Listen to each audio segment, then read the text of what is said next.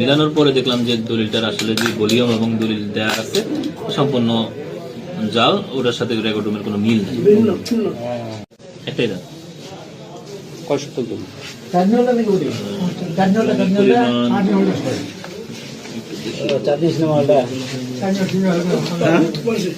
ওই যে বুড়া দিত দুলালের বাপের জমি 39 সাল।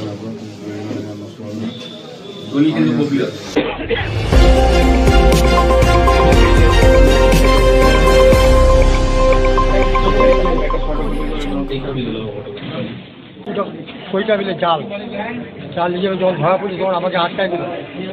আমি তখন বললাম যে স্যার আমি তো নিজে তুলি নাই, আমি একদিন ঘুরতে দিয়েছিলাম, তুমি আমাকে আনে দিচ্ছি।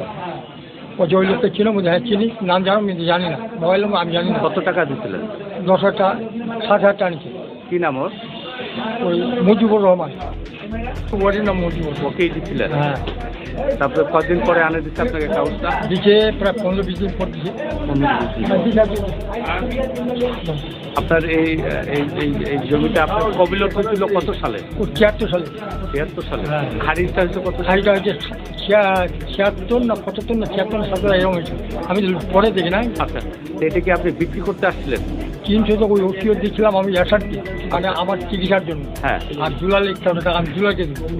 আচ্ছা, ওই জন্য ওষুধ দিচ্ছ, ওকে বলছি তোমাকে 1,000 টাকা দিতে হবে আমাকে, তোমাকে এই 300 টাকা আমি দিলাম ওষুধ।